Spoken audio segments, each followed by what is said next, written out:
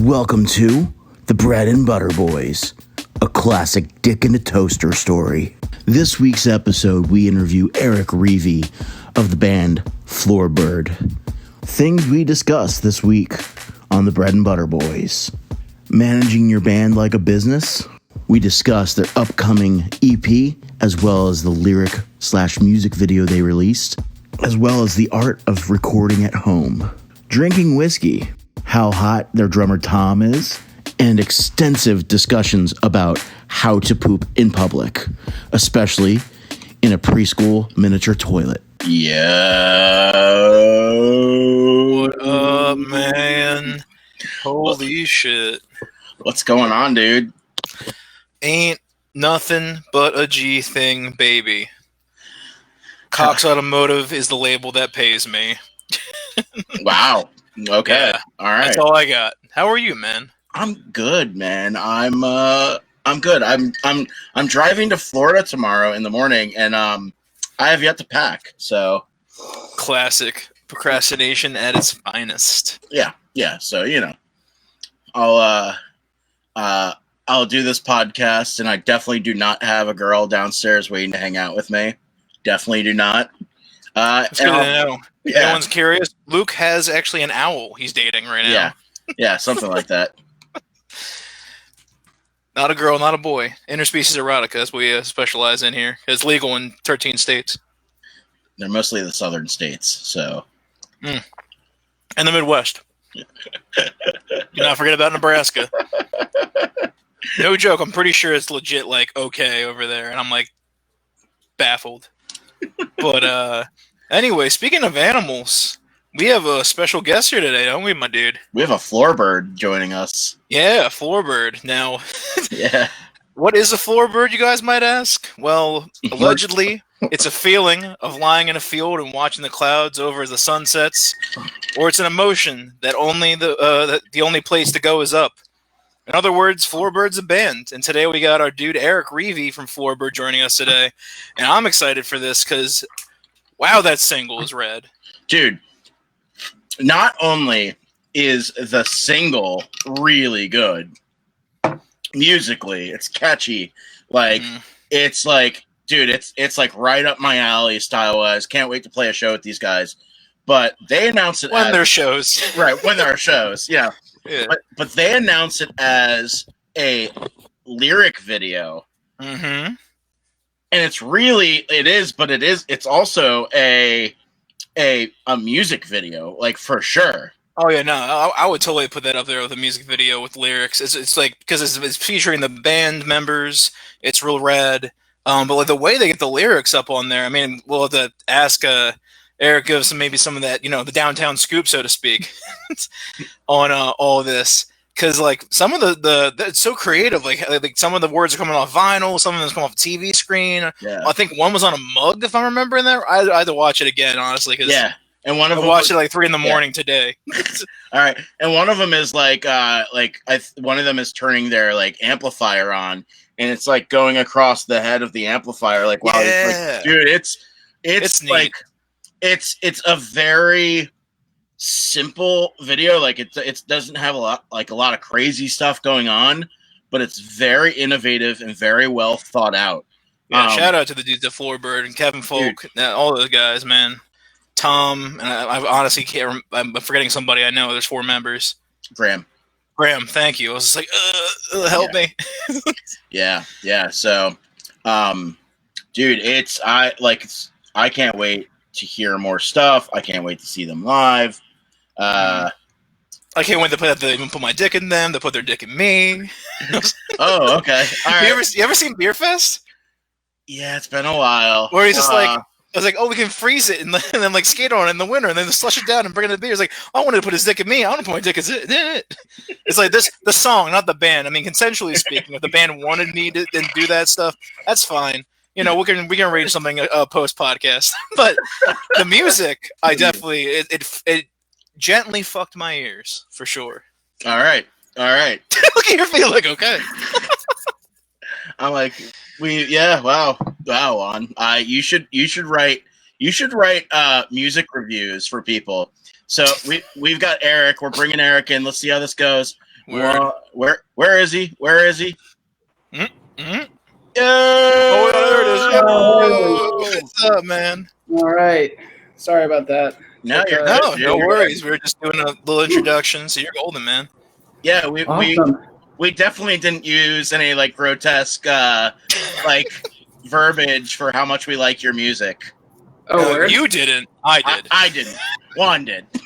As long as there's no grotesque images about it, because I scrubbed the internet for hours getting rid of those. Yeah. Ugh. Well, too bad. I scrubbed it even longer. It looks like I found some gems. Hey, real quick, I just want to make sure I'm doing this via a Scarlett interface, which I don't normally do. Is this coming through like loud and clear? Should I turn it up? Oh, hell yeah. No, you are perfectly Yeah, fine. you sound great, man. Okay. Yeah. excellent. And shout out Scarlett. Oh yeah, yeah. This pretty much this whole record was done on the friggin' Scarlett 2i2 What? thing. Yeah, Really?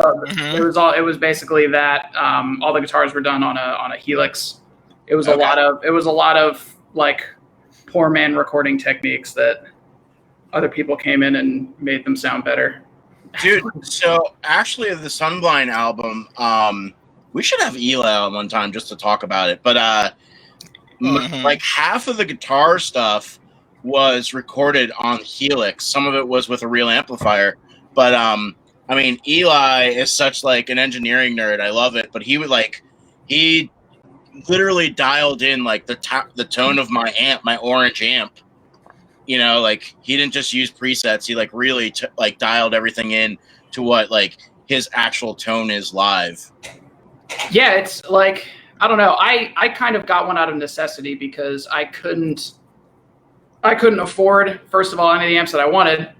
But you know, on top of that, it was just like at the time when I started this record, like we were in my wife and I were living in an apartment, and if I were to be like cranking an amp at any type of volume that was acceptable to record with, we would have totally been thrown out. Yeah. So just being able to do everything DI was a huge boon Oh, there. yeah. I'm starting to get into recording myself just because I just want to learn, because why not now more than ever? But Yeah, there's what do you just so have, much. time now? What, you too busy?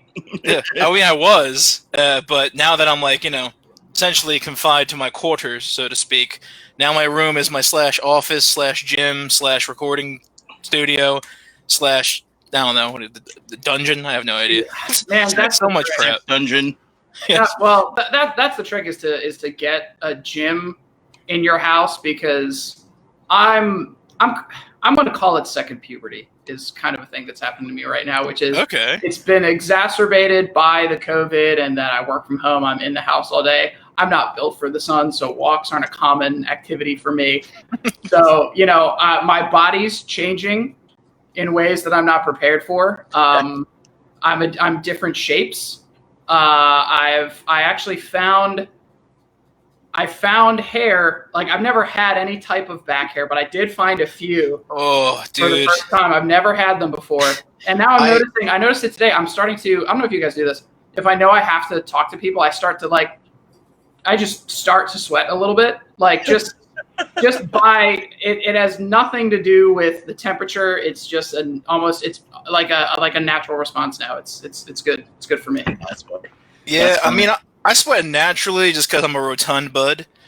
But yeah, but it definitely gets triggered when I need to like actually talk to people, because I'm like, oh god, what if I say something dumb? Whatever, I'm gonna say something dumb anyway. Yeah. But Yeah. yeah, the Why- only thing why I worry can about really, it? yeah, I try not to, but the brain decides to do other things. But yeah, I definitely try to go on walks and everything. But like my job actually is pretty rad. They gave us like a subscription to like a fitness thing online, Nice. and you can give me, well, not you guys, but anyone out there want to give me crap for this, I don't care. It's rad because it's making me feel a little bit better about myself. Pilates has been helping me out immensely. No, Pilates gets like in like some hyper masculine circles. I guess Pilates gets like a rap. But anyone who has anything to say about Pilates has never done it, because I tried a few times. I think it was Pilates. I tried a few times, and I went with my wife, and absolutely washed out. I couldn't. I mean, it's not like I'm out here claiming to be in particular any kind of shape, but to pull up to a room and have any kind of like preconceived notions that like, oh, Pilates is anything is Right. you're in for it, man. It is. Check that masculinity out the door, because I did 15 minutes of it. I still remember this because I fell. I was like, all right, that's no God. And then just like I had the chair and everything. I just collapsed on my floor. I'm like, well, we're going to sleep here tonight until my muscles regain strength. Yeah, there's actually one of the classes. It was actually if you guys are in Phoenixville, it was at the place. It wasn't. I don't think it was by the fire hall, but it was. It's not even open anymore. But it was the old timey building. Once you get near, it's sort of near Root Down. Okay. And they kind of had a designated section of like, now it's rest time, and that was typically it for me. Is to just I'm like, all right, 24-hour rest. There's no AC, and I'm out. I'm done. I did a acting class in college, and I ended up dropping it like after. What? Oh, okay. It wasn't even like really. It was.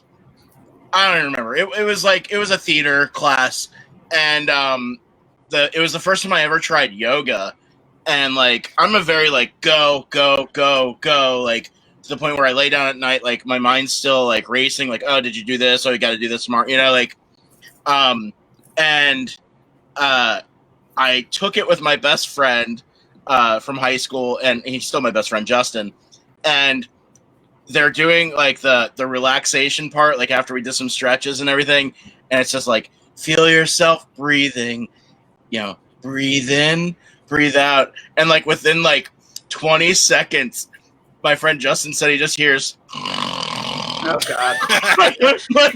like it relaxed me so much. I was shocked. Like, dude, like yoga, Right, like man. people like back then were making fun of yoga because it was like it wasn't a masculine thing to do.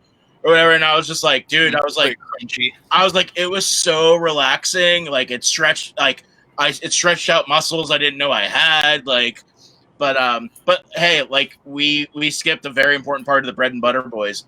What are you guys drinking right now? Good reminder. What are you drinking there, Eric? It's the same thing in the video. It's pretty much the only alcoholic beverage I drink. I do drink Oberon from time to time, but my main thing is this Johnny Walker Black. Damn it. That's my. I was trying to guess the bottle, honestly. I was like, I don't know if you guys did it on purpose or not to like make sure the label wasn't showing. You can't. Well, so that's exactly what I did. But Word. If you look closely, I bought the I want to say I made an investment in the Johnny Walker gift sets that they have in the holidays, where you get 2 free glasses. And so if you, I want to say, save your appetite, you can get some free glasses around the holidays because it's the same price. And now I have 6. That's Yep. awesome. I have several glasses from either Sam Smith, Powers, and some other. I can't remember, but you get one bottle, you get a bunch of glasses and a bunch of memorabilia. I love that stuff. But I thought at first it was like Wild Turkey or Dewar's, and I'm like, I can't tell. I have no idea what that bottle is. I was trying so hard to guess it.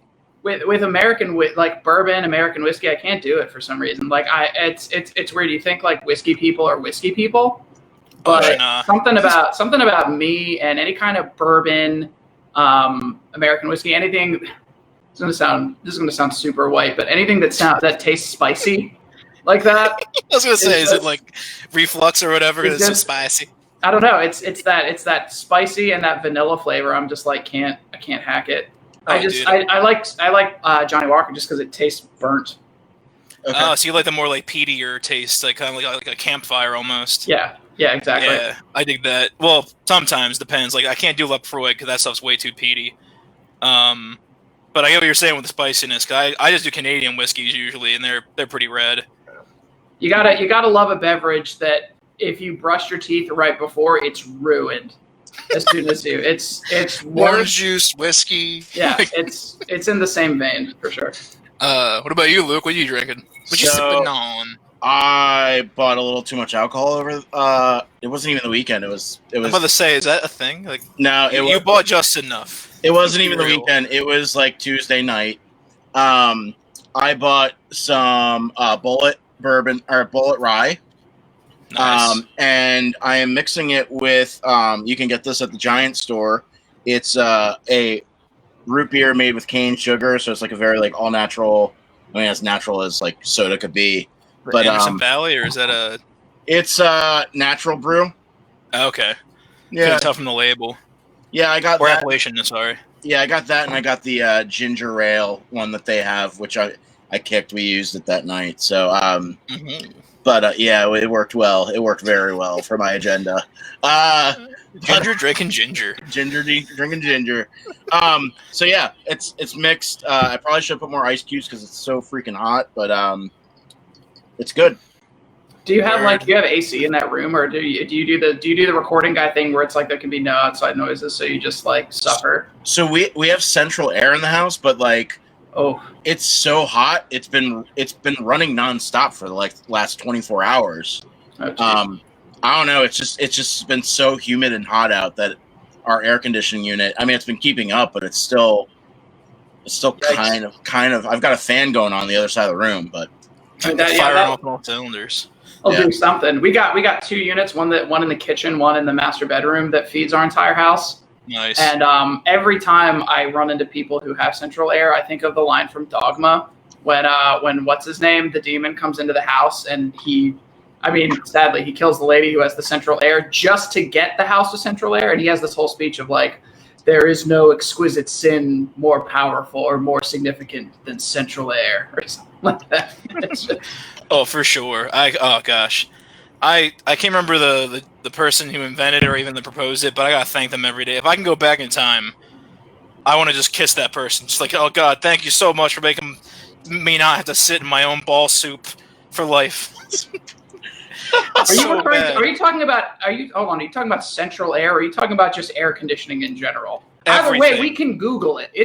The information's available. I was about to, and then something else came up that caught my eye. I'm like, wait, I'm doing something live. Don't read about weighted blankets right now. I feel like you don't love this person as much as you say you do. I'm Because trying. It's on the internet. Oh gosh, inventor of ACC and central air. Let's see. My goodness. Oh yeah, what am I drinking? While we're on the topic. yeah. What are you drinking?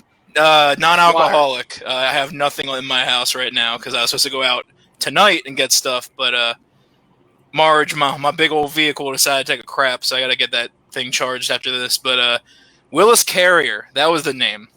I go back and Kevin's calling me out because I called Drew Graham. yeah, I was gonna say I'm like Sorry. Graham, but I didn't know. I was gonna argue it honestly. I figured it. I think it's Gron. I truly don't think I've properly asked. Drew, I'm so sorry. I don't think I've properly asked, but I do believe that it's Gron. Is that Someone the at our door. is that the French pronunciation? Oh no, it's a delivery. Sorry, I got really weirded out. I saw someone walking up to my window. Yeah, that's all right. It's all good. I would be too. God bless Amazon, the best. Yes, to Amazon. Well, Delivery people. yeah, and yeah, the warehouse the people workers. who work at Amazon are Right. the best. Let's silo the praise. Yeah. But no, I think it's Gron. I thought it was Gron because his handle is Granye West. That's the only- Kanye West. That's great. Speaking of that, dude, he's still running for president. I think he finally folded that idea out within a week. But man, I don't know if I want to. I don't know if we want to do. just that portion. We don't have to get into heavy into this because it's just he needs to get help. Like it's almost like yes, it was entertaining, but at a certain point, it becomes like, man, how much are we like just making fun of this dude who clearly is he's clearly in pain, likely having some kind of like a manic episode. The man needs help. I'm praying for the dude. I don't even know what to do with that.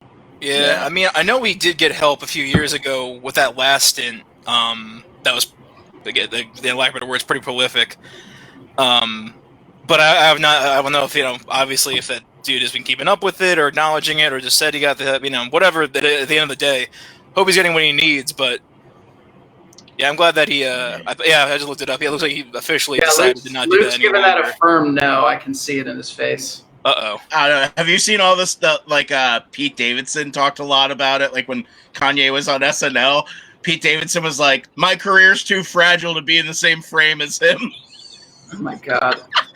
I mean, he's no better either. No, well, that's We're not gonna get into it, but like, so that's the funny thing was they also showed it was on the Weekend Update where they had him come on, and who are the two guys that do Weekend Update? There's like the white guy from Staten Island, Colin Jost, and Michael Che. Come on, right? Luke. I'm sorry. I'm sorry. I like only watch clips. I only watch the clips. I don't watch any of it. You're way ahead of me. So they wanted to weigh in on Kanye, and Pete Davidson he's like, I wanted Michael to do it. He's like, because he's black, so he can talk about Kanye. But he's like, but I'm crazy, and Kanye's more crazy right now, so I'm gonna handle this. Oh my God! And he just started talking about I think it was right when Kanye started talking about running for presidential, as a president or something like that. But it's ridiculous. It's so funny. But let's dive into the band, man. Like, let's forget Kanye. We don't need to talk about Kanye. Do like 20 minutes of warm up. Holy cow. Dude, Kanye can talk about Kanye all day. Like, let's talk about Floorbird. In the future, we can talk about Graduation, but right now, let's talk about like you're saying, Floorbird. So Floorbird, where does this name come from? Like, how'd you come up with it? Like, so about a year ago, last June, early June, I one of my best friends, Taylin, had her band Migrate was coming up to PA. I had some songs written, and I kind of was like, yeah, let's put a show together. And we planned a show at the North Penn Social over in Lansdale.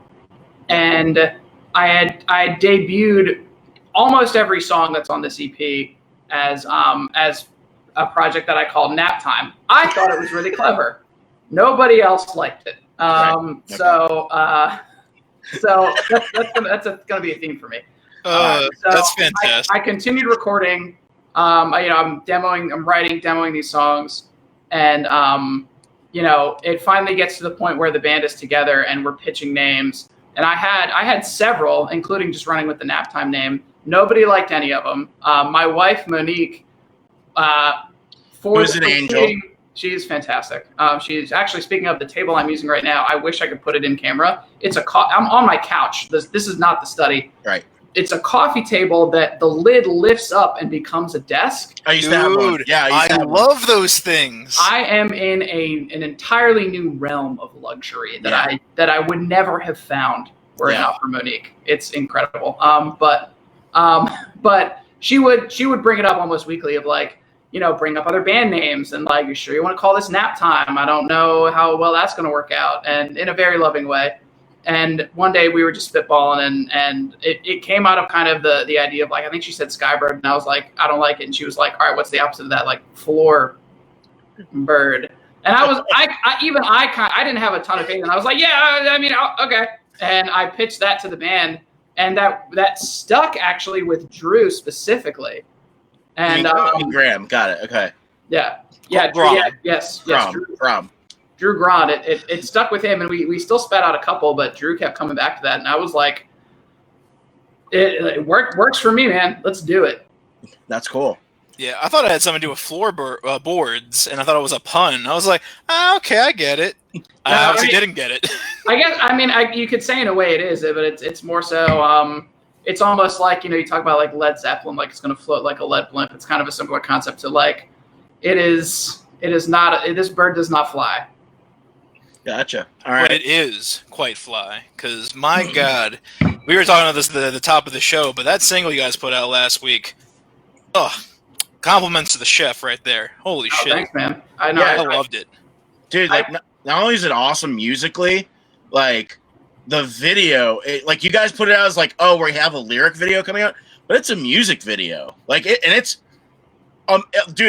very simple, but at the same time, it's so well thought out and so like clever the way you did everything. And it's like, it doesn't distract from the song. Like it just complements the song. All of that to Drew. That is both his idea, that video, and by and large his execution. So that came out last Friday. We had known we were going to do a lyric video for, I think months at that point, at least many weeks. All right, we need to hire Drew for one of our music videos. Like Drew, I hope you get a lot of work out of this. We've been circling. He's come up a couple times, and we've been talking about doing music videos and stuff. And I think we just like everything I've seen him do is just like so good. It just keeps getting better and better. The dude's incredible. Literally, how it happened. So he knew that was coming. Like that, this was a project that had to be done. Mm-hmm. And we have weekly, like we kind of do the band in a lot of ways. Like it has a very almost like a corporate vibe to it in a way where it's like we have regular meetings, we have action items, I pay for the premium like Google Drive so we can have like tons of docs and sheets and folders and collateral and everything like that up there. And every asset for the record is on Drive and everything. And right. We had a meeting scheduled that I think Monday or Tuesday of that week. The same week, the last week when it came out. Mm-hmm. And, I had been borrowing a camera from Kevin, our guitar player, for another project that we're doing. And Drew texts me and he's like, I have an idea. Don't give the camera back to Kevin. And I'm like, all right, okay. I mean, it was a text. I don't know if that's what it sounded like. I like okay. Doc Brown for a second. Marty! Eric, you won't believe it. Keep the camera. We got an idea. We have to save your kids. Next time it'll be Gilbert Gottfried. Eric, I want to tell you about. That's a solid Gilbert, actually. I was on the stream. No, he basically was like, hey, I have this idea, and I have a recurring problem, especially with the video side of it, where like it takes 6 tries for me to get it. We're filming a video on Monday. I still don't quite get it, but it's gotten to a point where I'm like, you get it, and that's all that matters. He the way he kind of explained it, he just goes, "Hey Tom's our drummer, who at that time was kind of like, hey, I don't really have time to like Tom couldn't film right at that point." And hold on, my brother just asked me, how do I watch this Bread and Butt Chug Boys thing? So I'm gonna Butt Chug Boys. I'm gonna send him the link real quick, if that's okay. But, no, it's fine. Share it around. I approve of the rebrand. So yes, I will be the Butt Chug Boy, I guess. For every 10 viewers, I'll butt chug 1 Miller High Life. That's got to be a better title than what my brother would probably call us. So, but yeah, but it's so Tom doesn't have time to film. He says, Tom, take your phone and put it at the other end of your living room and hit record. And he goes, okay, and he just goes and does it. And Drew goes, all right, now sit on that arm of the couch. Does it. It's like, all right, now play some games, or I forget exactly what it was. All right, now read. Now do the other thing. And now go back and press stop recording and send me the video. And then while we're still in the middle of this meeting, he just sends us the clip of all 3 Toms sitting on the couch. And he's like, this is our music video. Or sorry, this is our lyric video. And he's just like, everyone, I need it like today. And we just, I threw on, I'm wearing a hoodie in that video. I'm wearing a hoodie and pants in that video. You guys know how hot it was last week. And I'm just like trying to look, I don't know, like a band person. And I'm right. like I'm a band person who's lounging and relaxing at home. But that's literally what it was. I just filmed a bunch of clips, sent it over, and Drew finished it at 6:20 in the morning, Friday morning. What? All night doing that video. It was really incredible. I got a notification. Well, yeah, you guys released it around noon on Friday, right? Yeah. Yeah, I got the notification. I was like, oh, sick, it's out. 6 hours before that? Holy shnikes. Yeah, it was, I wasn't doing anything, and it was, like, weirdly stressful for me. Like, I was, like, I had a lot of trouble sleeping that night. It was, I don't know, I couldn't focus. I was, like, I just constantly turning over, looking at Messenger, being like, all right, when's it coming? And I thought, like, maybe 11. And then 3 a.m., I wake up in the middle of the night. I'm like, oh, what do we got? No, nothing. Cool. Go back to bed. Kevin's still up. Everyone's still awake. Better people than me, because I couldn't hack it. And then finally I wake up and I look. He finished it about when I woke up for work. Wow. That's impressive. Yeah. Shout out to Drew Graham Grom for figuring all that stuff out, because I love videos and they chop and screw stuff like that, and like Dude. Paranormal Activity is one of the ones that comes to mind, where like they shot it 2 different ways, like them like tugging at the sheets and everything, and then the lady in another type of the video like getting actually drug out by like her husband, I think, actually helped drag her and everything in the other part of the scene, so it looks like the ghost is doing it. I thought that stuff's so impressive. Yeah, it's absolutely crazy. And to speak to my character, literally the first thing that happened once I saw the cut of Tamar in the meeting, I'm like, all right, listen. So Drew, if I stand on one edge of the table and I pour a glass, and he just cuts me off, he's like, yes, you can pass yourself a drink. Like, yes, you can. And that was so cool. It's honestly, it's one, Hey, Kim. working on this project to me is just one of those examples of like, when you have the right people who are all, aligned on what they want to do for this project, everyone brings something to it. Not just in terms of like, hey, can I play an instrument? Can I do kind of the basics of my job? It's just incredible to sit every week, sometimes twice a week with these folks and make long-term plans for this project and watch everyone jump in for not just, hey, I'm able to do this, but hey, I want to do this. I have an idea for this awesome thing. Like, like Drew is unreal at creating content, video, design, all of it. I vividly remember like it took 2-3 hours on a Saturday morning for that logo to be create. Dude, I love the logo. I was just about to ask. I'm assuming they did the logo, or so the way the logo happened was while I'm doing Gush, I'm going to keep Gush in one section, then we'll do everything else after. But yeah, it's all good. Drew does this incredible design stuff. Kevin is incredible. He's a mad scientist in terms of audio engineering. He's creating.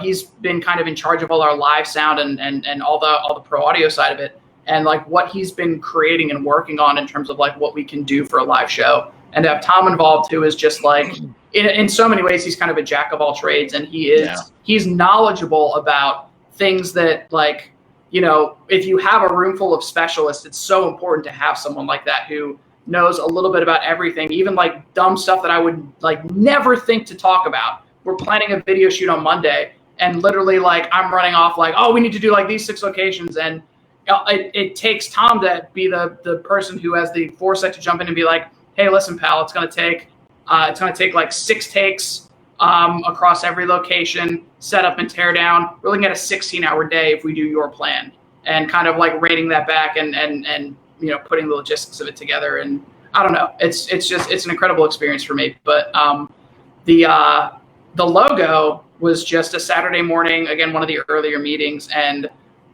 I figured it was going to be like, here's some broad ideas, let's put a pin in it and move on.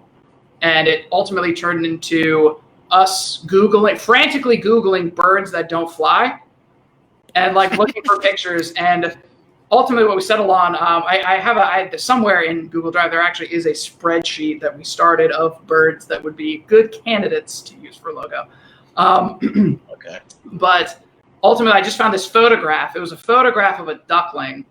And basically we threw that up, and just to watch Drew, he traced it, adjusted it a little bit. Like it's this photograph of a little duckling in a field of flowers, and how Drew managed to turn it into that thing was just wild to watch in real time. I'm gonna say like a dodo, a penguin, and maybe like one of the weirder birds of paradise, like no duckling. I'm like, that's rad. Little crown on it and everything. Yeah, it does not look like a duck. So it originally just had the crown, and we liked it, and then I thought about it, and I just felt like, we looked at, so the Wonder Years has Hank the pigeon, and they're not together. It's always the pigeon, and then there's a crown in the actual wording of the Wonder Years, but we just were like, this is going to be exactly the kind of like fiasco we don't need, is like just having like Savage coming to somewhere. So weirdly, the Halo kind of pushed it over the edge for us, where it was like, okay, this is something manageable. Like, this is something that'll do it. I was going to say that's a good eye out there, because I look at that and I'm like, it's kind of similar to the Wonder Years, but like, it's not going to be so blatant. Like, Damn it. It's not a pigeon. It's not a. I thought that immediately. I was like, oh, this is rad, but like, the thing is like Hank's is a character and everything. He's a mascot. He has like I think there's like a cartoon or somewhere out there. Yeah. Where like that, like that's a dope design. Easily, you can like put that, like you can spray it on the stuff if you wanted to and get stickers. Honestly, it looks like a really dope, simple logo to get like a tattoo. It's very minimalistic. That's what I like the most about that. Yes, because please, Hank's a little too busy for my like. Please validate the decision so I don't feel like I booed. Dude, I like no, it. like it's for people who are like actually fans of like these types of bands and everything. They might see that, but like no, like they're just similar. They're not like exact. It's just really rad, like because I love at the end of the day, I love minimalist stuff. Like you get the like I talk way too much in general, so getting the point across by like something that simple, I think is really cool. It also goes with the name of the band, so it's not like you guys had a completely different name that didn't have anything to do with birds. So like the magical ages. That's your name of your band, and then you had a pigeon with a crown. Right. Yeah. Right. So you guys. So all right. So you released one single. You said that you have an EP coming out. Yeah. So the EP. So the EP is done. The EP's been done. The EP has been done since March. How many songs? 6 songs. Nice. We it was mixed beefy EP. by I'm super excited about it. It's more diverse than like that first single Let's On, but it's we picked I'm Not Nervous specifically for a couple of reasons. One, it's a nice taster. It's a nice kind of like catches a little bit of everything. Right. But also, we kind of did the thing. Again, this speaks to why I need the team that we have. This is why I need Drew, Kevin, and Tom. Is that I walked up to this like kind of almost like Netflix. Like I was just like ready to blow the whole load all at once. Just like, EP's done, and just tomorrow, can we do it like immediately? I'm the same way. And this was back in March, and it took Kevin. Kevin first had to jump in like, no, that's just not. We're not going to be able to do a release in that time. And I'm like, why? Like, fine, if we can't do it in March, how about May? Like at the latest. And then it took everyone chiming in and be like, no, there's so much else that goes into it. You can't do it right away. You need a release schedule. You need a single. Like, we're not only releasing a record, we're also announcing a band. There's so much more that goes into this. Like, you don't want to just like fizzle that out. You want to just actually show how grandiose this project's going to be. It's a huge part of it, and ultimately we picked I'm Not Nervous kind of because it was good enough to be an introduction, but not like the strongest song on the record. So it kind of put it in a position to kind of do a little more of like there will be more, it will be better. I like that. Well, like jab being like the beginning of like a fight, not like taking a jab at your own EP. Like it's a little the tapas, so to speak, of the whole entire. Yeah, I get it. Like if anyone has kids, that you have your favorites, and it's not a lie. I'm definitely the least favorite in my family. God bless you. But I'm sure Luke can speak to this, especially like once you're kind of removed from a record for a couple weeks, like you have ones that you like, whether they're your favorite or not is one thing, but you can kind of tell like, all right, this one is it's a stronger piece of music. Okay, fine. Like, and we're kind of hoping to ramp that up a little bit more. I'm Not Nervous was the very first song from this project. I recorded it 3 separate times completely, fully recorded it 3 separate times before finally being like, okay with this one. And, there was a bit of poetry to like having that be the first piece on the record, but there's a lot more coming out. It's been done for ages. John Sambrick over in Thornwall Studios, he's out in Lancaster. He did an absolutely unbelievable job mixing that record and super fast and incredibly responsive as well. Super grateful for him and the work he did. And I have friends that have worked with John in the past, or Bill Asmuth for Asmuth Studios, and they're just like they have such a great ear, and they give great pointers too if they notice something and they or what have you. Well, at least they don't like give anything too insane. Like you try to record the whole thing, like, but they still have such a great ear and they're just really cool people. Yeah. For sure. Well, so I'm Not Nervous was originally, I did one of like a really acoustic style cut of it at my friend Brian Treichel's studio, who was also the guy I had a solo EP a while ago called Sage Sessions. I did that with him, and we did kind of this really acoustic-y version of it, and off of a demo I had done, and he added a couple effects to it that like originally was kind of like a full band or demo, and he was like, no, let's walk it back, let's do a little more acoustic. And it was recorded at, I want to say, 150 BPM. It was a lot slower. I ultimately re-recorded it on my own as like a full, kind of something more similar to what is full band song. And then I realized it was just way too slow. And so I couldn't magically kick it up 14 BPM, just like, electronically. So I literally had to be like, all right, let's do the whole thing all over again. Pull yourself together and do it again. Yeah, it was, recording is such a lonely, miserable process to me, but it's one of those, like, you have to get it done, and it's only fun when you have like a cool idea or something interesting to do. So like, when it's a straight song like that, it is kind of like, it's not like there's all crazy effects. It's like, delay. Oh, we got an 8th note delay in there. And then aside from that, it's just composition and cutting it straight through. Does the wife understand the time process of recording now? Oh, absolutely. I mean, okay. I think she kind of always has. Okay, she's a winner, man, dude. She's such a good. She's just incredible. We have a little. So in the study where I did do all the recording, she also she does. Wait, what? You have a study? That's freaking bitching. Well, I mean, it's a room. It's so rad to say, like, oh man, one day I hope I can say I have a study. Like, I've always said that. It's like, oh, this guy's living a study dream. It's just the extra bedroom. I would love to do a studio in the basement. Our basement is a floating basement, and so it's a low ceiling and a floating basement. So our basement is about, I'm 6'2". Our basement is about like 6'5". So it's like, it's not super practical to like do music down there. Also, there's spiders.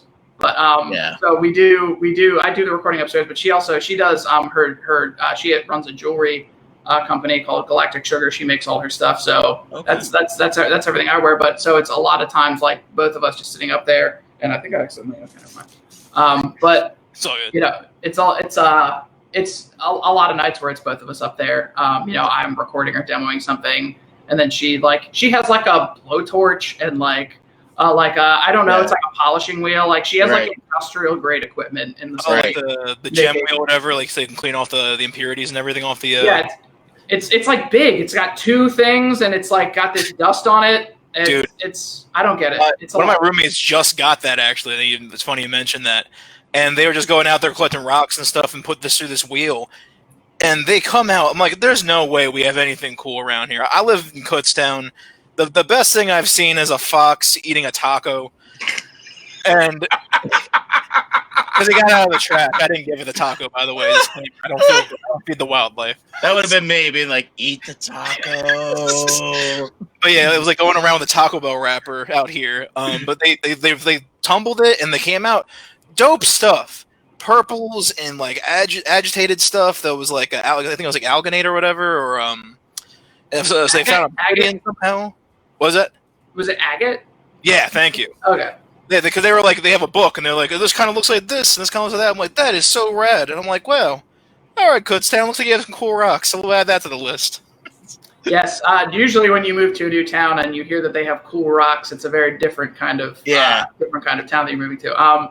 But let me need a spoon. Yeah. But no, it's I had an interesting situation with the blowtorch that she keeps up there for like, especially like she like uses kind of like other metals as like a glue. You melt them and stuff like that. Mm-hmm. So before we moved into this house, our old apartment, she had gone on a trip with some girlfriends to Cuba. I didn't want to go, just because I was like I'm gonna get trapped there. Like I literally was like trapped in Cuba. I was like, who knows if 45 is gonna tweet something stupid and then shut down the border and then we're trapped there. Like that was literally like, I'm a fundamentally very paranoid person. But anyway, I know she's coming back, so the first thing I do, I'm like, let's get some flowers.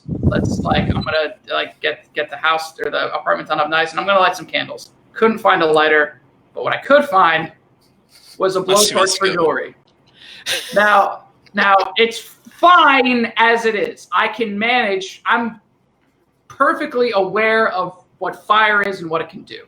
Right? I'm not a hazard. I can't stress that enough. I'm not a hazard to have in your home. But I take the blowtorch and I fire it up and I start lighting candles. The problem is, I don't know, I mean, maybe it's for safety, maybe it's child-proof. It was clearly me-proof. But it's a different, what turns it on doesn't turn it off. So with most things in life, I press a button to start a fire. I'm going to press a button to unstart a fire. But it doesn't work. And it turns out there's a tiny little pin, but it took me it's 5 minutes of me walking around the house with just a like a 4-inch flame. This is Doubtfire. Just walking around like I gotta stay in open spaces because if I get too close to a wall, now it's arson. So I had to find, there's a tiny little pin, literally a pin in the back of the handle that you push in, and then that turns it off, and that's why my apartment's still there. I was gonna say, that's good to know for anyone who has blowtorches and maybe still have them on out there is listening. Eric's got the secret. It's a pin. Yes. Can you imagine if you had to call customer service? That's like, yeah, so I got a blowtorch on right now, and I don't know how to turn it off. Have you tried releasing the pin? What? No. Sir, this is not a grenade. I didn't know you sold those. We do sell those, but this is the wrong weapon. Hold on a second. Do I need to get my grenade? No. You have a grenade. No, put the grenade away. But to go back with the band, it's actually funny thing that you mentioned the Stage Sessions EP, because I was doing a little, like I like doing for any of our guests, I like trying to do a deep dive and find some gems and everything. I found the Stage Sessions EP, and I listened to that, and dude, your sense of, I want to make sure you are singing and playing guitar, you're doing everything pretty much besides maybe some accompaniments, I'm assuming, right? On Stage Sessions, yeah. Okay. One, killer voice, and I love your sense of melody. It's very reminiscent, and I hope that you don't take offense to this at all, but it reminds me of Chris Carrabba and Dashboard a lot. Even the I'm Not Nervous, I was just like, man, this is straight up got them Dashboard feels, and I'm loving it. It doesn't sound like you're trying to sound like Dashboard, but it's very seamless. It has it's so cool. It has that vibe. It doesn't sound like you're like you wouldn't hear your voice and be like, oh, he listens to a lot of Dashboard, but it just has that vibe without being oh, these guys all listen to Dashboard, Well, weirdly, it kind of that influence was a weird reverse engineered thing in my life, where when Dashboard was super poppin' when I was in middle school, high school, it was the folks that I initially hung with were like, "Ooh, Dashboard's so lame," and that it shouldn't, but that stuck with me for some reason for way longer than it should have. And I'm right there with you, man. I had a long. That's part of how I met Monique. My wife is. I used to be a street performer in Westchester for a while, and that was just how I made money. And people would say "Oh, you sound like Chris Carrabba. You sound like the dude from Dashboard." And I kind of was like, "All right, whatever." And then it's you hear it enough times, and you're like, "Let's do it." And I just started YouTube. I just started listening through a bunch of old Dashboard records, and I was like, wow, this is amazing. Why am I such an asshole where I just have to be so stubborn and so, I don't know. I for most of my teenage years, I was just too cool for everything. And that was one where it's you really shoot yourself in the foot thinking you're too cool for anything. Yep. I'm right there with my favorite band still of all time, Fall Out Boy. Growing up, I was like, no, this is, and I don't mean this in any offensive way now, but as a kid, you're stupid. You're like, that's just gay, that's just dumb, women like it. I'm like, what's wrong with any of that? Was it so fucking dumb, having that preconceived notion? I didn't even need to listen to the band. I just based them off their fan base. Listen to not Sugar Going Down. What was the track? Infinity on High, the first track off of that, and I was just like, holy shit! I've been missing this my entire life. What is wrong with me? Yeah. So Fall Out Boy was what really got me into popular music. My older brother. Oh, word. My older brother and my older sister both have kind of much more kind of developed tastes than me musically. And actually, I think my dad really has alarmingly hip taste in music, where he knew who Sunny Day Real Estate was whoa, before yeah. I was before I could wipe myself. And he's always been very. I think he still listens to 104.5, but he's he came in one day. He's like, you should hear this band, My Chemical Romance. They have a song called The Black Parade, and I tell you what, they know what they're doing. Like That's at that so point, I knew funny. who they were, but it's it's jarring when you hear your dad say that. But my brother actually, like one of the first bands that I really loved, because when I was a kid, I didn't think of myself as a music person. One of the first bands I really loved was Cursive. Yo, Cursive Yep. is legit. In 7th grade, The Ugly Organ was an incredible record. Just blew my mind. And before that, he had gotten me into I inadvertently because CDs at the time, and so it was like, you don't want to get your little brother into Glassjaw when you want to listen to their records, because then your little brother takes your Glassjaw records and Right. listens to those while you don't tell your brother when you're stealing his albums. Right. But so I started that, and then I started listening to Thrice, and like Glassjaw and Thrice were weirdly like two of the first Right, things yeah. that I started, like Illusion of Safety. I thought it was the coolest shit ever. Yeah. Just sitting around in 6th grade, actually I think 5th grade, when he first bought that. And then like OK Go was the first record, was the first rock album I ever listened to straight through. But that was always the influence. Right. So like it was always like, Pat, my brother, was always into like hardcore punk and like real New York hardcore and stuff. And eventually I found Fall Out Boy, and then that was my moment of like, oh, this is what I like on my own. Like, Yeah, it was. it's great. It's a great feeling. Did you ever go back and listen to? So you were talking about Dashboard. So I actually got more into Further Seems Forever, which was Chris Caraba's first band. Did you ever listen to Further Seems Forever? No, I didn't. Oh, dude. Had a little bit of bass there when you're like, oh. Dude, that first album, The Moon Is Down, like, I would say like that's probably one of my biggest influences is like Thrice, Further Seems Forever, Circus Survive. Like those are probably like big, especially Further Seems Forever. You should go back and listen to that first album that he was on, and they did another album. Like I think, they're still a band now. Like they reformed. Yeah. Right? Yeah, and I think they're. was floored. Yeah, so they did first singer was Chris Caraba. He left because Dashboard took off. Second singer was Jason. That album's amazing. Third singer was the lead singer from Sensefield, John. I can't remember his last name. Jingle Hammerschmidt. Yes, that is exactly his name. Right. He I passed. didn't Google it. He passed away. He had a heart attack a couple of years ago. But they got back together and did an album with Chris Caraba, which is really good.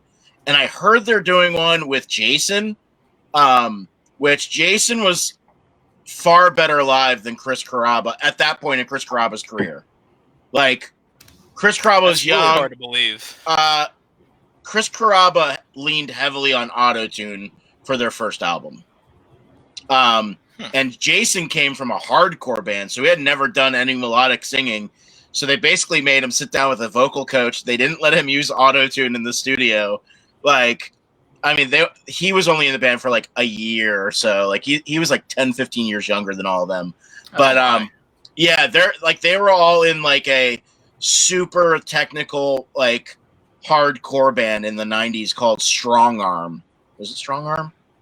I think so. Yeah, Strong Arm. That sounds familiar. Yeah, but super technical guitar work. It's one of the few bands I've seen live, aside from like those prog metal bands, where I'm watching the guitar players and I have no clue what they're playing. Like I'm just like they're not playing chords, they're playing like these parts, and I'm just like looking back and forth. I'm like, I don't know what they're playing at all. Like it's just definitely check them out.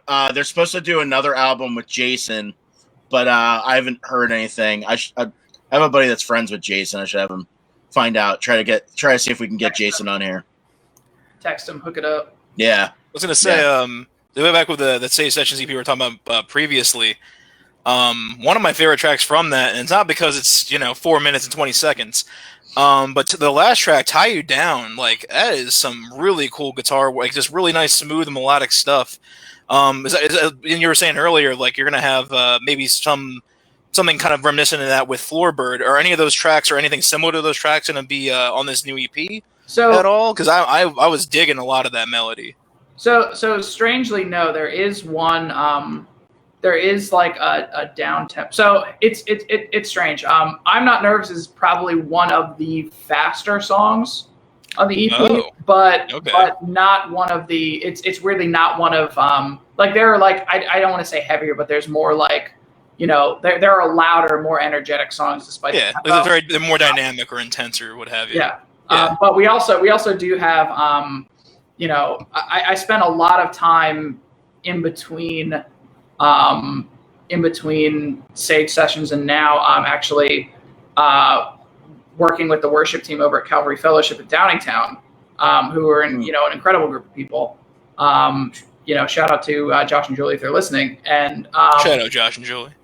I learned so much about pro audio from that group of folks. If you ever want to have like just one of the most mind-blowing experiences, just learning about pro audio and stuff like that, like, and just like effects and dynamics and everything, like hang out with worship musicians. They're incredible. But in addition, a lot of kind of there's a certain flow to a lot of those songs, like the more contemporary stuff like Bethel. We did a lot of that, a lot of Hillsong worship as well.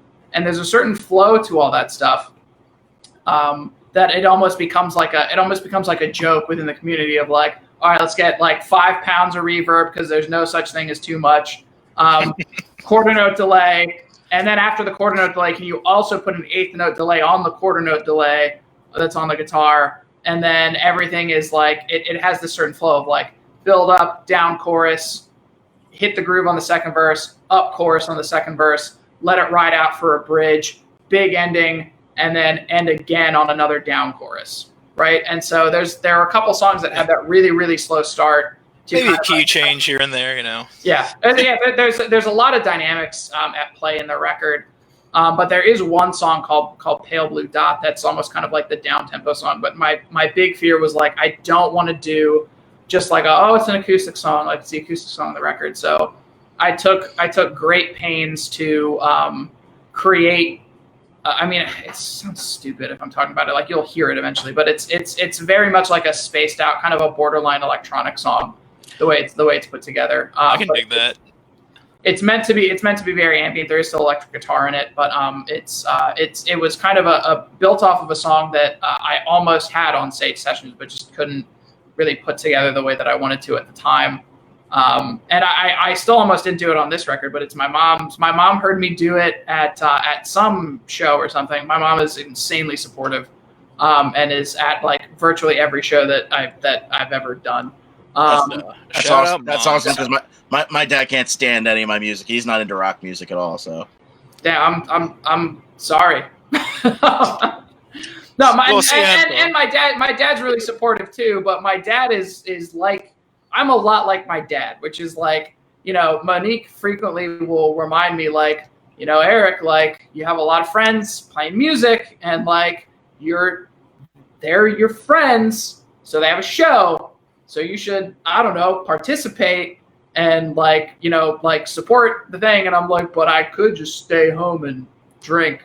And so like, I have to like, I always have to remember like, hey, yes, I am 28 years old and I'm already getting tired, but it's important to like, be supportive and be active and freaking, live life out there. But I very much get it. Like my dad is a little more like, dude, you kidding me? Like, son, I love you, but the thing ends at midnight. Like, he hit my whole life. He was up by 4 a.m. That's my dad now. That's not his speed. It's not fair to him. But no, my mom's at every show, and she heard that song, and that's like her favorite song. And anytime I said I was recording, she was like, "Is the song I like going to be on there? Is the song I like going to be on there?" And I was like, No. Actually, yeah, let's do it. And ultimately, like, and that's that Pale Blue Dot song. Yeah. It's second to last track on the record. Yeah, if your mom loves it, I'm sure we're all gonna love it too. Yeah, that's still her favorite. That's so cool. It's always so nice. I mean, it's cool when you have like not just your friends, but random people you've never met digging your music. But when your parents, not only because they're supportive, but when they dig it too. it's just, I don't know, something about it's just very different and I have a very soft spot when my mom brings, or even my stepdad when he brings it up. He's like, "Oh yeah, listen to your EP you put out." I'm like, "What EP?" He's like, "I don't know, the one from the 6 years ago." He's like, "Yeah, your mother put it on in the car, and I didn't know it was you, and I liked it." It was just so funny. But if they know it's you, it's a problem. But I use that as a cudgel because trick is they have to love me. So I just throw it at them constantly. Oh, that's so great. But it's actually funny you mentioned too, having like that kind of feeling of like just wanting to be a homebody. I also had that. I've had that my whole life, especially getting older. But the teaser for Floorbird, I wanted to bring up too, because like I know Kevin, and it's great to actually meet and know you a little bit through this the show. I know Tom, and I don't know Drew or Graham Grom. Unfortunately, and I can't wait to meet them eventually. Graham, thank you. Sorry, I keep saying Graham because I'm a Vegas. But the teaser, it was so emotional, even though I didn't know your background or your story. But I'm assuming that was also Drew that put that together, or how did that come together? The little teaser for Floorbird. So there were two. There was the one that was just black and white. That was like the dancing particles. So the two teasers actually were a combo play of Drew and Kevin, where Kevin took John's mix for some of them, but for a lot of them he also just took the assets that were recorded and available in Drive, and he basically it was like, okay, we have a few, we have 60 seconds max or 15 seconds for this one, and Kevin would put something together and then Drew would put it to video. And so, thank you, Drew. Monique. Oh. So, talking about how Monique is awesome, she's such a gem. She's getting me a scotch. But I feel like an old man from the 50s, like, she knows how I like it. That's a great feeling, dude. I like a lot of ice, and then you fill it most of the way up there. Like, I don't know. That's what I feel like I sound like when I. She knows how to do a good pour. Yeah. No, you don't understand it. Right angle, right in the sunlight. Just enough temperature. Like, what? Okay, that's how you drink it. I understand. Yes, it must be poured in the sun. Yeah, directly into the sun. But the first teaser, thank you so much, Beth, was just basically Drew just like put it together. He just took the logo, threw it on a background, and made it happen. The second one was footage Kevin had shot he took a bike ride down Valley Forge, and then he worked through a song on there called Thawing Out, and kind of just played with some assets and created that teaser. And then the last one was the one that was, much longer in the works. But that again was an everybody but me idea, I believe. And it was just like, hey, let's kind of create a setup. The only thing I contributed there was like, we were kind of figuring out what we wanted to do because we knew we wanted kind of a voiceover video. And we, I hate to do this now, but we took some inspiration from the Wonder Years video that they put out. It's all good. Immediately prior to the release of Greatest Generation. Where it's like Soupy's like narrating like, we wrote a record in a basement. We wrote a record about love. We wrote a record about law and like all that stuff. Yeah. And it was like our thing was like that, but not like that. And the idea was just like, the whole way this project started was, it partially initially from like a status I posted, but like once it was done, I was just like, I did a thing and wants to start a band. And then that ultimately led to a phone call to Kevin and just kind of like pitching the thing of like, you heard the voicemail, but the core concept was just like, I had been through it so many times with like my old band called Big Big Plans, which was like, that was like the project that people who knew me knew about for pretty much my entire adult life at this point. And it was a very strange time. I wrote everything like it was so much my baby. I was almost like an extreme control freak about it. Right. And I had kind of like I had this huge ego issue where it was like, oh well, I wrote everything, so like this is like my project. Like almost having that attitude without saying it. Mm-hmm. And so I kind of created, at least the way I doubt anyone cared this much about it. But in my head, I put this stamp on my forehead, like difficult to work with, like across my forehead. And, you know, it was just like that stuck with me for a while. And for the longest time, I leaned into it. And it was like, that's where that solo EP came from. It's like, all right, I'm a control freak. Well, screw it. I'm going to be a control freak and I'm going to do this. I'm going to do everything myself.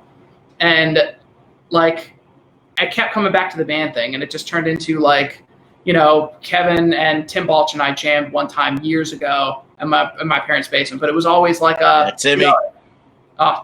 Fantastic dude. Love that guy. Love that guy. I've known him since I was in 10th grade, weirdly enough. Okay.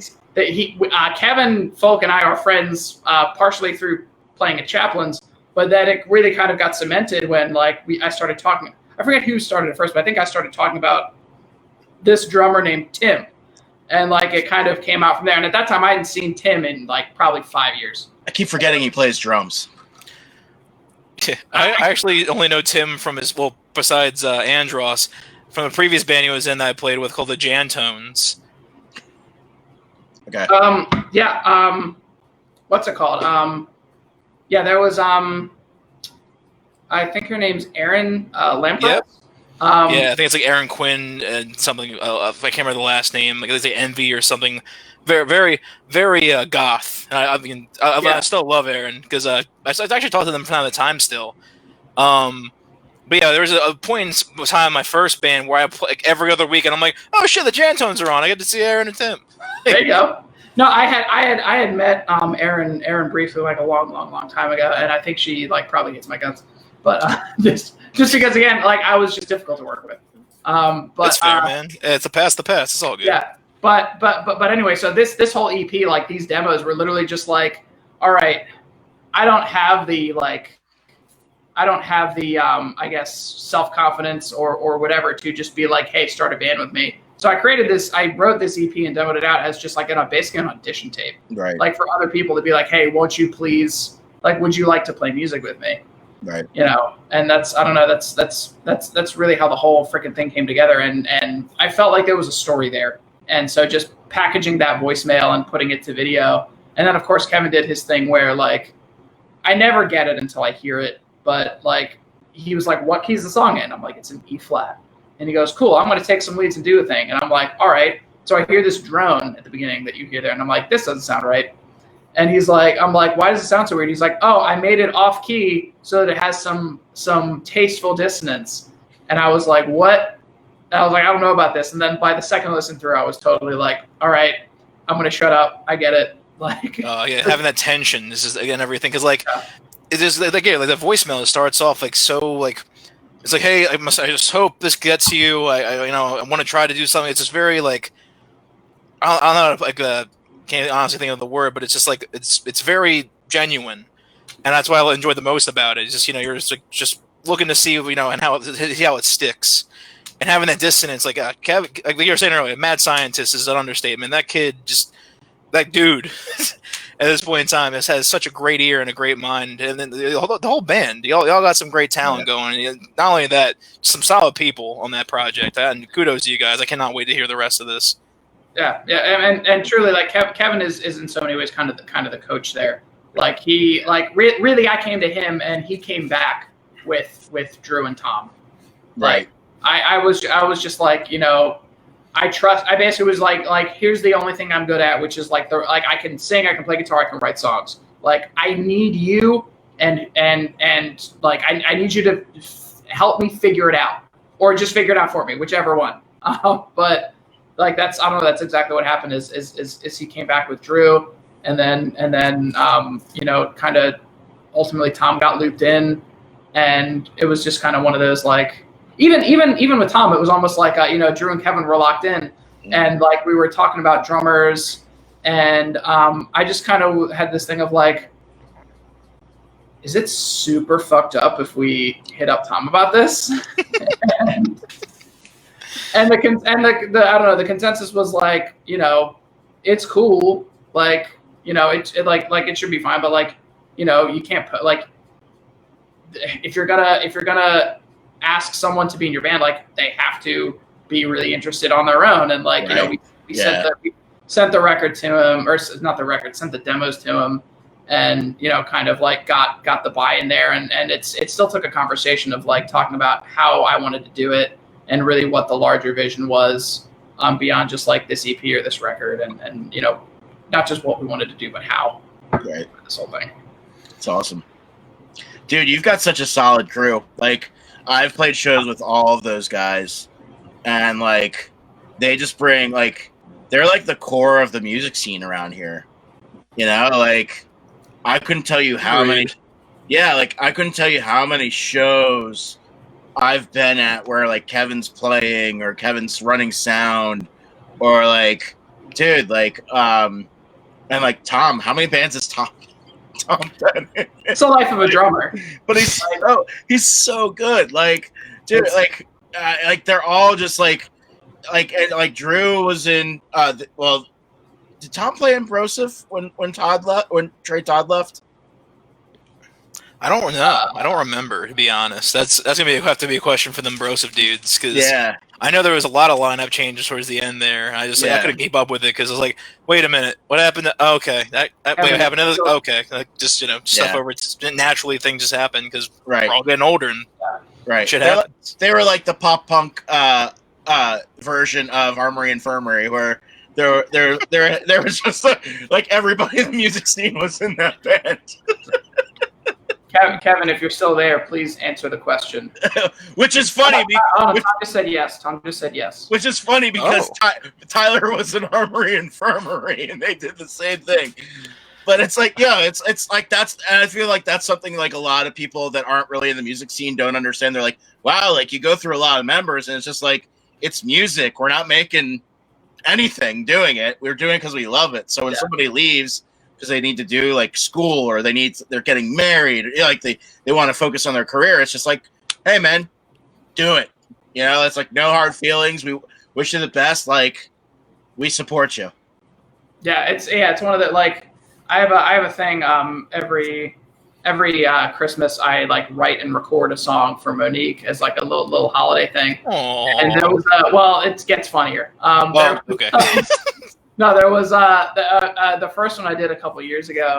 My she mentioned it to my family at our like Christmas party thing, and my mom was like, why don't you release it? And I'm like, oh, it's just for Monique. And my mom's like, I'm sure Monique would love if you like released it and made some money off of it. And I turned over, I was like, yeah, Mom, because if there's one thing my music is known for, it's making a profit. Yeah. There's one thing my music has ever done, it's led to money. Yeah, all these riches. We'll finally be able to buy that beach house we've been looking at in Wildwood. Exactly.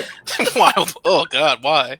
I don't know. I don't know. I mean, if anything, a musician's starting salary, like maybe like a cottage in Seaside Heights. I was thinking a tent on Lake Erie. Yeah. Oh, we made it, guys. that the cops kick you out of halfway through the night.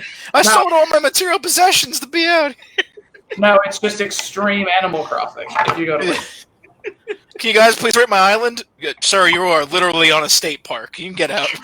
Get out. I had to stop playing Animal Crossing.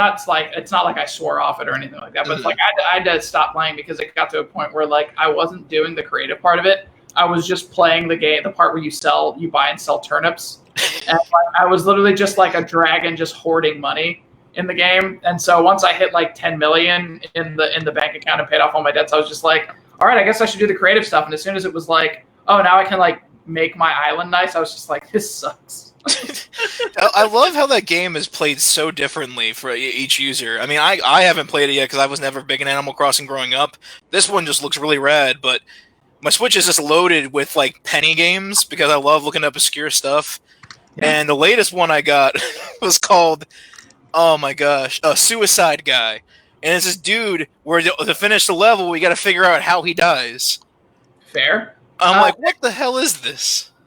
There is, I don't know if this will resonate with either of you, but I texted my older brother about it as soon as I saw it. Star Wars Episode 1 Pod Racer. Dude. Incredible game for Nintendo 64 that has been re-released on the Switch. Oh my God. I was so happy when I was I was doing the business in my bathroom, and the business is I pooped. And I was like, "Oh, sweet Pod Racer, cool." I downloaded it and played it for half an hour, forgetting that why I was in the bathroom after a while. Oh my god! It was nostalgia overload. I got that. They had Crash Bandicoot, Spyro, all these like Sony games too, that are on the Switch. I was just blasting through them all and just realizing I probably should get off the toilet. There you go. Look at your face. Wait, you don't like the toilet, Luke? Don't let it stop you, Juan. You follow your dreams. I mean, my legs gave out, so I had to stretch them out and everything. So All fall. I don't know why Juan is standing at the toilet. Apparently, but his legs gave out. But Oh no, like I was sitting, and then because you're sitting for so long, and there's no joke, like my legs were numb. I tried to get out. I'm like, oh no, that's a bad idea. do you use? Wait, hold on. Are you working your legs when you sit? I'm confused. Have you ever sat in the toilet for too long? Or maybe it's also because I'm heavy.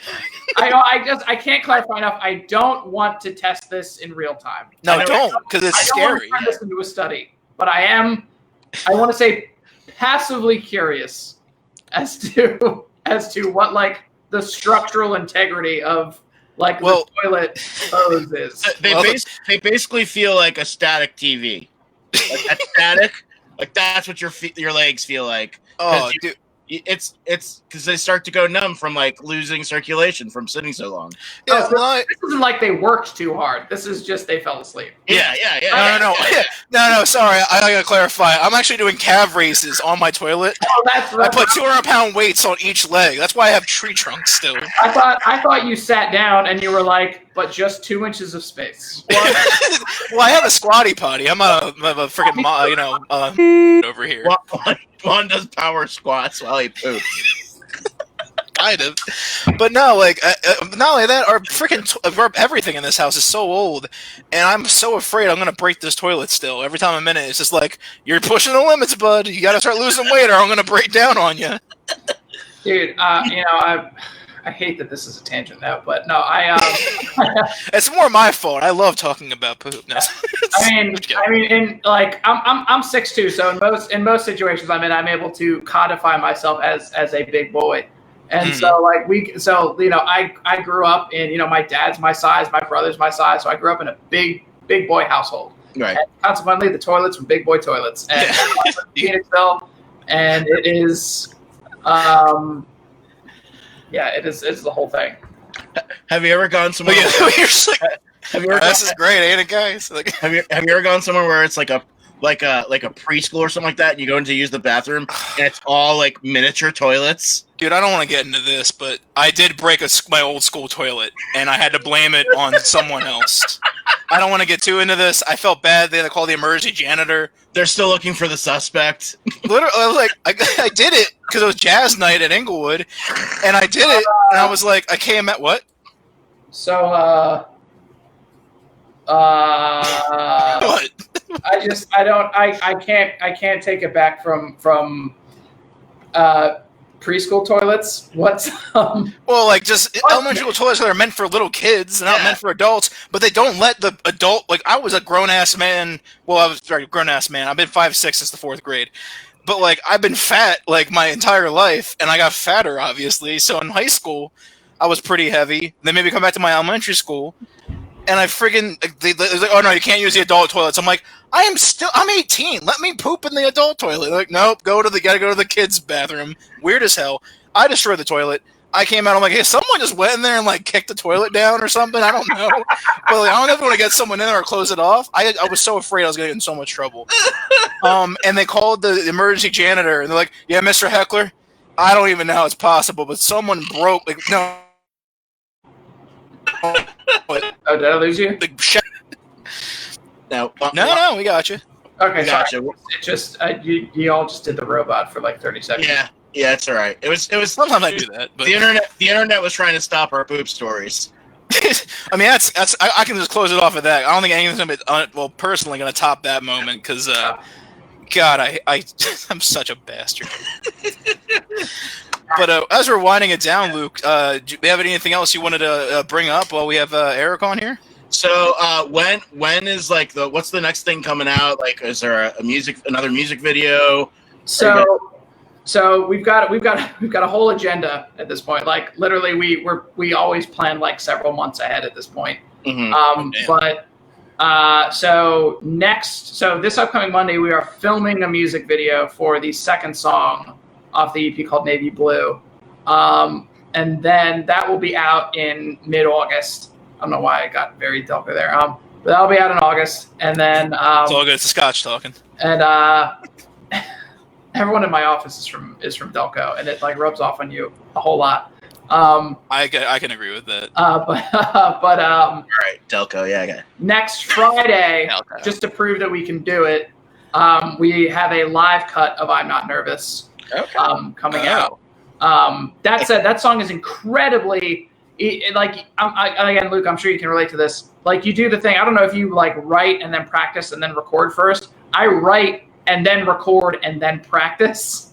So so the whole record was done very impractically in the sense that like it was kind of like I don't care if the guitar parts are hard for rhythm and everything, and I don't care if like we have a song on there called 700 Meters that if we were to properly do it live, it would have to have, because they're all playing like nothing's doubled, truly different parts, an acoustic guitar, an electric guitar for rhythm, a lead electric guitar, and then a kind of a sub-lead electric guitar just running through most of the song, and then like bass and drums. But like it's very impractically designed. But I'm Not Nervous is just like it's an insanely taxing song to play and sing at the same time.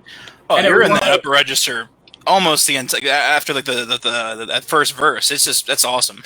It's not so much that it's because like you can kind of hear it. I have a high thin kind of voice, like that's everything. Like the 7B is like the only mic I use for vocals because I have to thicken it up. Like Alex Static has this really like thick buttery kind of voice that he has, and then when he reaches for a high note, he kind of thins it out when he needs to. I just have this very thin voice all the time, so I use this mic for everything. I there's no reason for me to own a condenser mic ever, but but it's that da-na-na in all the choruses and stuff like that I'm trying to play while I'm singing. It's like a rhythm with an octave in there, and trying to play all that up the neck and like keep that together and sing at the same time. It took me. I don't know if this is the best thing to put out in the public sphere, but to get a take that I was truly comfortable with took me 47 takes through the song. Right. I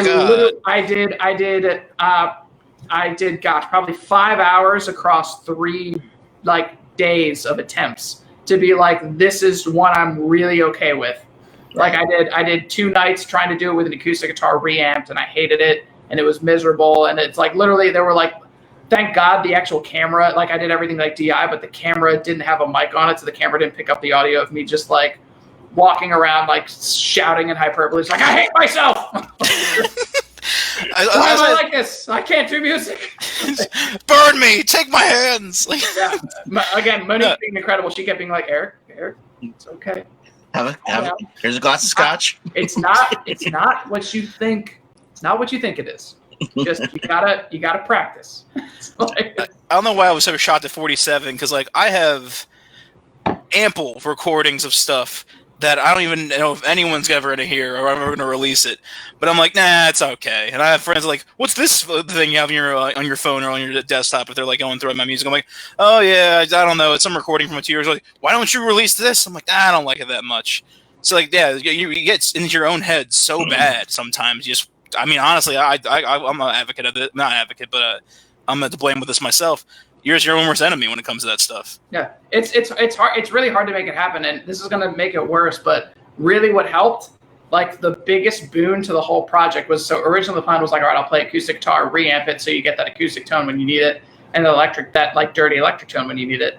Hated it. Did not turn out the way I wanted it at all. And what fixed it up is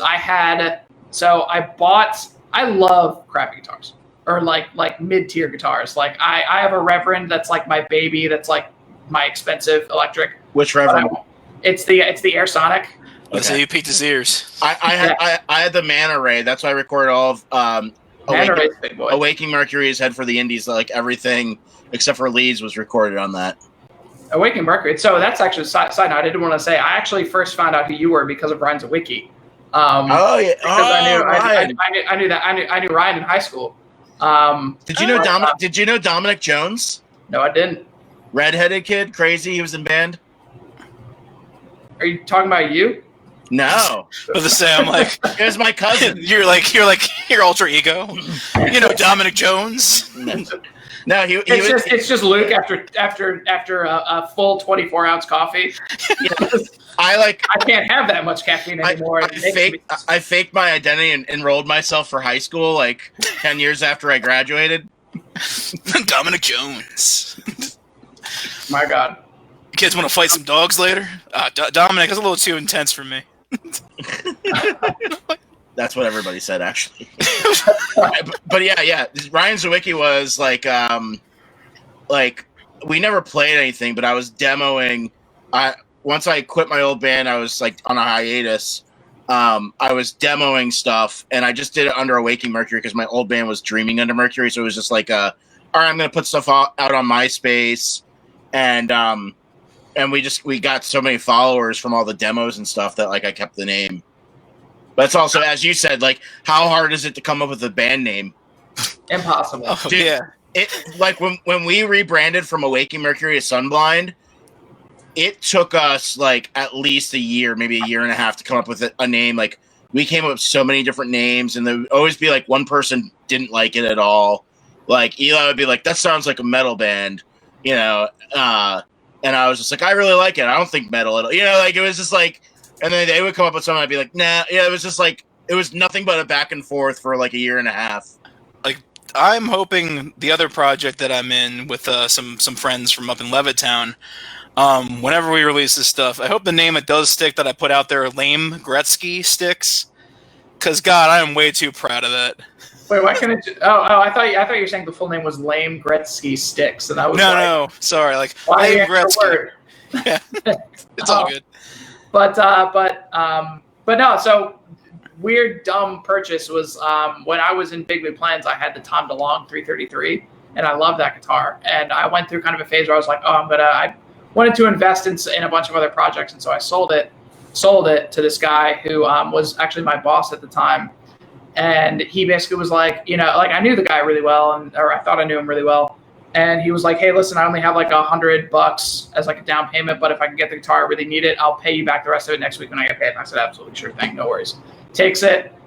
Turns out he was deep in the throes of addiction. He drove down to Florida, sold it for drug money, wound up in rehab, and then like he actually reached out to me to kind of like. He basically was like, "Hey, like because of my circumstances, I can't fix this for you, and I'm just really sorry." And he actually eventually passed away. But I really wanted that guitar, and I finally I found one because now it's continued. It's become so inflated. Right. I found one that I bought from Boca. I don't have the serial number of the original one that I sold, but there can't be so many floating around, and the fact that this one came from Boca, which is where he left it. Right. To me, is just like it's almost like me saying to myself, like this has to be the one that I lost before. But I got that came in, and like it was just night and day for me. Like I picked up this guitar, and it was like suddenly I could play the song. Like it was weird. It was like suddenly I could play and sing the song at the same time. Like relatively well. It still took a ton of work, but the difference was night and day for me. That's weird. And Kevin is not thrilled that I love this Tom DeLonge guitar so much because he's like, "Yo, you are literally walking around playing another famous musician's signature guitar in a pop punk band. Like that's like I don't know. That's like playing in a metalcore band and walking around with like the dude from I don't know Whitesnake's microphone or something." Like, I was gonna say, I'm like, well, metalcore. I'm like, I don't know, Jason Richardson gets a guitar, Tony Nabazi, but the White Snake, get the snake and everything. You can just go like this, baby. Exactly. Do what that's you a good, want. That's man. a good time for Gilbert want. Gottfried. Yeah. You can always fit a Gilbert Gottfried bit in if you're doing a Whitesnake impression. Usually, yeah. They're about there. I think Gilbert's a little more bombastic than Whitesnake, but that'll be actually a conversation I love to fake in my head. Just like Whitesnake arguing Gilbert Gottfried about, I don't know, the menu item at a diner, the New Jersey diner or something. Yeah, be careful. Pete Davidson's going to steal that bit now that you put it out in the universe. Try me, Pete. Fucking try me. I don't know why. I saw my face, like my brows got in. I'm like, damn, I must really not like Pete Davidson for some reason. You really don't. You really don't. Well, I mean, I have my reasons. I know. But, you know, that's neither here nor there.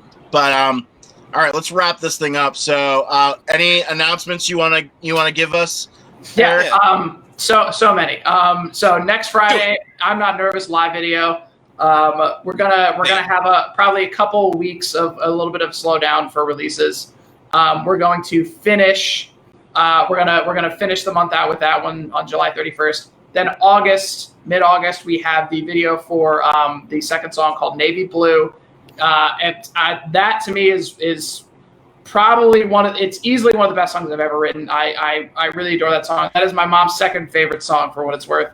And that video will come out August 21st. And then the full EP, it's called Fall Apart Anywhere, will be out August 28th.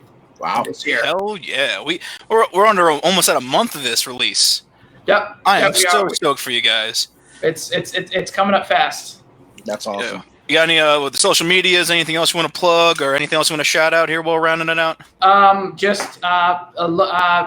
You can't let me do this. Look up Floorbird on everything. It's on Spotify, Apple Music, all the socials, Instagram, probably ones. I'm not allowed to manage them, which is again another rant. But like I don't know enough people, especially like in kind of the local scene. So like I will read messages and just be like, that's so nice. I don't know you, and so I won't respond. And then now we look like assholes because I didn't respond to the thing. And so that's why Kevin and Drew have to run it because I can't be trusted. But Kevin and Drew are operating all the socials along with Tom and Galactic Sugar. My wife makes incredible jewelry. Go check her stuff out. Support Black-owned businesses. Hell yeah. Yeah. That's all I got. Thank you guys so much for having us. Awesome, yeah. Dude, no, thanks for coming on and taking this time out. Me and my many personalities, I guess. I don't fucking know. But yeah, I mean, Monique was there in the giving spirits. Yeah. All right, guys, that's all we got. We've got our masks on sale. As you can see, our Tara joined us for a moment to model our masks. But make sure you send us those links, Eric, so we can put it on the website and on the YouTube video and everything for this. But if you're tuning in, make sure you follow all their social media and check out the lyric video / music video that they put out. It is dope. You will not regret it. And if you do, we don't care. So have a great night, guys. Thanks very much. Right.